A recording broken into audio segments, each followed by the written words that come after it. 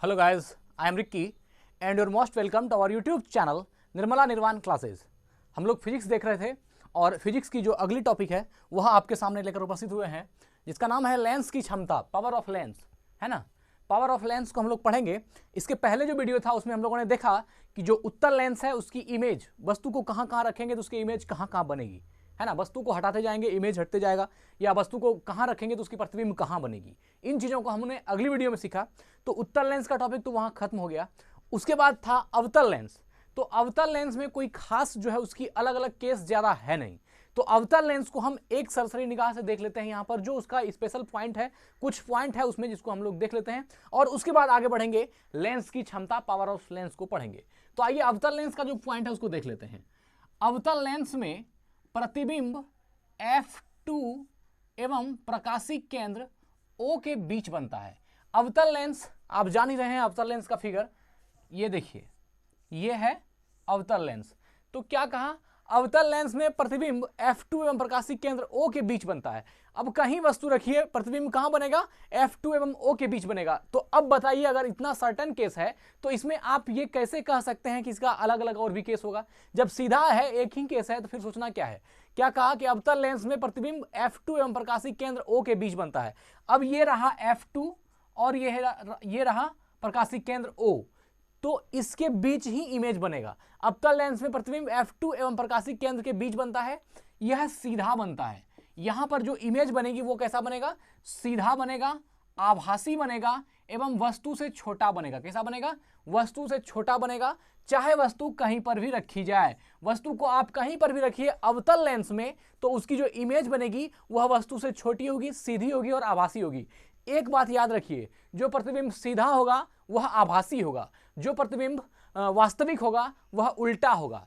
इसको आप इस तरह एडजस्ट करते हैं कि जो सत्य बात है वो आदमी को उल्टा लगता है और जो आभासिक बात है वो आदमी को सही लगता है। तो जो आभासिक प्रतिबिंब होगा वो सीधा होगा और जो वास्तविक प्रतिबिंब होगा वह उल्टा होगा। तो इसमें अवतल लेंस के केस में आप हमेशा याद रखिए कि वस्तु की जो प्रतिबिंब बनेगी वह प्रकाशिक केंद्र O और F2 के बीच बनेगी। प्रकाशिक केंद्र O और F2 के बीच बनेगी वस्तु की प्रतिबिंब, और यह जो प्रतिबिंब बनेगा यह सीधा होगा, आभासी होगा और वस्तु से छोटा होगा। तीन चीज याद रखना है, सीधा, आभासी और वस्तु से छोटा। सीधा, आभासी और वस्तु से छोटा, ये तीन तरह का प्रतिबिंब अवतल लेंस में बनता है। तो अगर अवतल लेंस के केस में कोई भी क्वेश्चन आपसे आता है कि अवतल लेंस में वस्तु को यहां रखी गई तो उसकी प्रतिबिंब कहां बनेगी, तो उसकी प्रतिबिंब F2 और प्रकाशी केंद्र O के बीच बनेगी, सीधा बनेगी, आभासी बनेगी और वस्तु से छोटा बनेगी, चाहे वस्तु को कहीं पर भी रख दिया जाए। तो ये हो गया अवतल लेंस का केस। इसको हम यहीं पर इस तरह साइड में एंड करते हैं और अब हम लोग पढ़ेंगे लेंस की क्षमता को, पावर ऑफ लेंस क्या होता है, पावर ऑफ लेंस को समझेंगे। तो देखिए क्या कह रहा है, लेंस की फोकस दूरी के व्युत्क्रम को, व्युत्क्रम मींस रेसिप्रोकल, है ना, किस लेंस की फोकस दूरी के व्युत्क्रम को लेंस की क्षमता कहते हैं।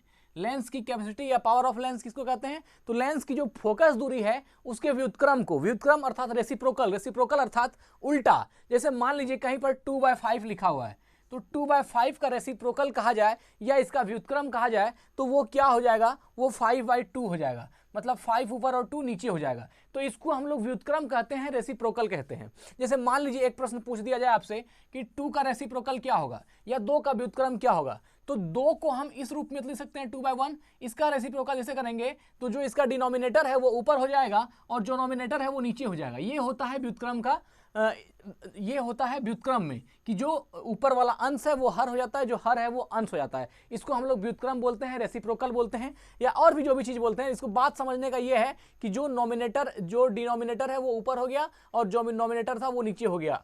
तो इसी तरह करके अगर किसी भी लेंस की क्षमता, लेंस की फोकस दूरी आपको मालूम है, फोकस दूरी किसी भी लेंस की मालूम है, focal distance of a lens अगर आपको मालूम है तो आप उसका लेंस, उस लेंस की क्षमता निकाल सकते हैं। कैसे, तो जो फोकस दूरी दी जाएगी उसको उसका व्युत्क्रम कर देना है, वही उस लेंस की क्षमता हो जाएगी। बहुत ही सरल, बहुत ही सिंपल, बहुत ही आसान बात है। हमको लगता है आप पहले से जानते भी होंगे। जैसे मान लीजिए कि हम क्या कहें कि किसी लेंस की फोकस दूरी 5 मीटर दी हुई है ना, किसी लेंस का फोकस दूरी जो है वह 5 मीटर दी गई है और आपसे कहा जा रहा है कि लेंस की क्षमता क्या होगी। तो 5 मीटर अगर फोकस दूरी है तो लेंस की क्षमता आप लिखेंगे पावर ऑफ लेंस, ये क्या होगा, बराबर 1/5 डायफ्टर, है ना, इसको हम लोग डायोप्टर में मापते हैं, लेंस की क्षमता को डायोप्टर में मापा जाता है। तो अब 1/5 का मान कितना होगा 0.2, तो ये कितना हो गया 0.2 डायोप्टर, है ना, 0.2 डायोप्टर, ये क्या हो गई लेंस की क्षमता हो गई। तो किसी भी लेंस की क्षमता को मापना है तो सबसे पहले लेंस की फोकस दूरी को माप लीजिए और जो फोकस दूरी आए उसको व्युत्क्रम कर दीजिए, अर्थात 1 के बटे में उसको लिख दीजिए। जैसे मान लीजिए अगर फोकस दूरी 10 मीटर है तो हम इसको इसका जो फोकस इसका जो क्षमता निकालेंगे लेंस की वह 1/10 हो जाएगा। अगर मान लीजिए फोकस दूरी 2/5 दिया हुआ है तो इसका जो हम लेंस की क्षमता निकालेंगे तो ये 1/2/5 हो जाएगा। इसको सॉल्व करेंगे 1/1 इंटू 5/2 इक्वल टू 5/2 हो जाएगा। तो इस तरह करके आप किसी भी लेंस की जो फोकस दूरी है या लेंस की जो क्षमता है वह निकाल सकते हैं, बशर्ते आपको लेंस का फोकस दूरी मालूम होना चाहिए। तो क्या है, लेंस की फोकस दूरी के व्युत्क्रम को लेंस की क्षमता कहते हैं। लेंस की फोकस दूरी के व्युत्क्रम को लेंस की क्षमता कहते हैं, ये आपने समझ लिया। यदि लेंस की फोकस दूरी f मीटर है, यदि लेंस की फोकस दूरी f मीटर हो तो उस लेंस की क्षमता P बराबर 1/f डायोप्टर होता है। P बराबर power of lens equal to 1 by focal length या 1 बाय फोकल डिस्टेंस, तो P बराबर 1/f अर्थात 1/f डायोप्टर होता है। 1/f क्या होगा डायोप्टर होगा। अब जिस चीज का भी आपको फोकस दूरी मालूम है आप उसके लेंस की क्षमता आराम से निकाल सकते हैं। आगे बढ़ते हैं, लेंस की क्षमता का SI मात्रक डायोप्टर होता है। बहुत ही महत्वपूर्ण ऑब्जेक्टिव प्रश्न है, ध्यान रखिएगा। लेंस की क्षमता का SI मात्रक क्या होता है डायोप्टर। लेंस की क्षमता का SI मात्रक डायोप्टर होता है, याद रखिएगा।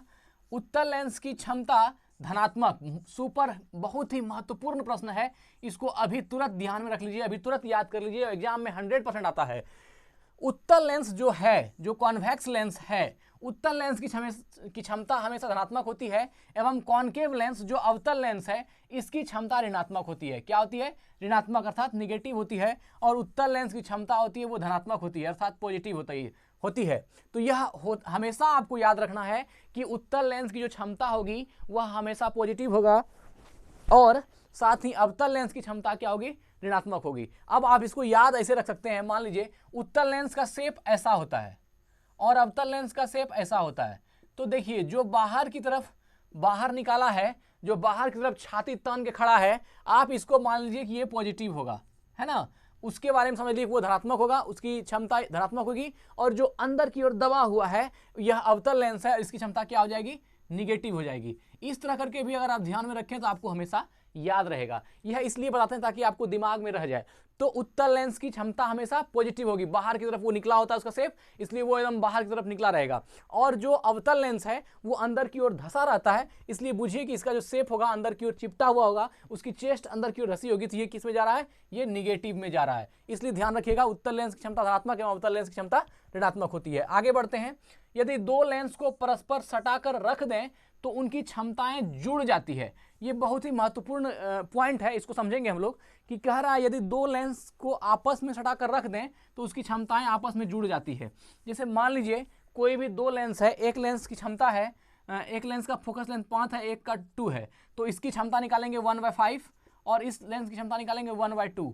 दोनों लेंस की क्षमता को जोड़ देंगे, ये कितना हो जाएगा 10 और ये 2 + 5 ये कितना हो गया 7/10। ये क्या हो गई लेंस की क्षमता हो गई। अर्थात जैसे मान लीजिए दो उत्तल लेंस को हम एक साथ जोड़ देते हैं तो इसमें इस लेंस की क्षमता और इस लेंस की क्षमता दोनों की क्षमता को जोड़ के जो निकलेगा वही क्या होगी उस संयुक्त लेंस की क्षमता होगी। अर्थात जैसे मान लीजिए कि ये एक M नाम का उत्तल लेंस है और N है, दोनों M और N को जोड़ेंगे दोनों की क्षमता को, तो जो भी जुड़ करके आएगा वह लेंस की क्या होगी MN की संयुक्त क्षमता हो जाएगी। तो याद रखना है यदि दो लेंस को परस्पर सटाकर रख दें तो उनकी क्षमताएं जुड़ जाती है। यह प्रश्न न्यूमेरिकल में पूछा जाता है, यदि दो लेंस में से दोनों की फोकस दूरी 5 और 2 है, 5 मीटर और 2 मीटर है, और दोनों को अगर संयुक्त रूप से मिला दें तो उसकी संयुक्त रूप से लेंस की क्षमता क्या होगी, तो वहां पर क्या होगा जिसका 5 है उसकी 5 जिसका फोकस दूरी है उसकी जो लेंस की क्षमता निकलेगी 1/5 निकलेगी, और जिसका 2 मीटर है उसका 1/2 निकलेगा। अब दोनों की क्षमता को निकाल करके जोड़ देंगे, यह कितना हो जाएगा तो 7/10 जो हो गया ये क्या हो गया उस संयुक्त लेंस की क्षमता हो गई। दोनों लेंस को मिलाने के बाद जो लेंस की क्षमता बनेगी वो हो जाएगी 7/10। ठीक है, चलिए आगे बढ़ते हैं। तथा संयुक्त लेंस की क्षमता दोनों लेंसों की क्षमताओं के योग के बराबर होता है। अब दोनों लेंस की क्षमता का जो योग होगा वही क्या हो जाएगा, संयुक्त लेंस की क्षमता हो जाएगी। संयुक्त लेंस की क्षमता क्या हो जाएगी, जो दोनों लेंस की क्षमताओं का योग होगा। ये बहुत ही सरल है, हमको लगता है आपको बात समझ में आ गई होगी। नहीं आई है तो एक एग्जांपल और देख लेते हैं। एक लेंस है जिसकी फोकस दूरी 6 मीटर दी हुई है, एक लेंस है जिसकी फोकस दूरी 3 मीटर दी गई है, ठीक है, और कहेगा कि दोनों लेंस को हम संयुक्त रूप से मिला देते हैं, ठीक है ना, दोनों लेंस को हम संयुक्त रूप से मिला दिए तो यह जो दोनों मिल करके अब दोनों की क्षमता क्या होगी। तो सबसे पहले जो ये 6 मीटर इसका लेंथ है, इसका व्युत्क्रम 1/6 हो गया, इसकी क्षमता हो गई। अब प्लस ये जो 3 मीटर दिया था इसका भी व्युत्क्रम कर दीजिए, 1/3 हो गई। अब दोनों को जोड़ दीजिए, 3 और 6 को जोड़ देंगे, यहाँ से 6 और यहाँ से 2, ये कितना हो गया, 3/6 हो गया। 3/6 अर्थात 1/2 जो है उस संयुक्त लेंस की क्षमता हो जाएगी। 1/2 डायोप्टर है ना, 1/2 डायोप्टर ये संयुक्त लेंस की क्षमता हो जाएगी। और आज तो बस इतना ही लेंस की क्षमता में इतना ही पढ़ना था। फिर हम लोग अगली टॉपिक को, जैसे कि आपके सामने लेसन वाइज या चैप्टर वाइज टॉपिक वाइज लेकर के हम उपस्थित होते हैं क्रम से, वैसे ही अगली वीडियो लेकर के उपस्थित होंगे।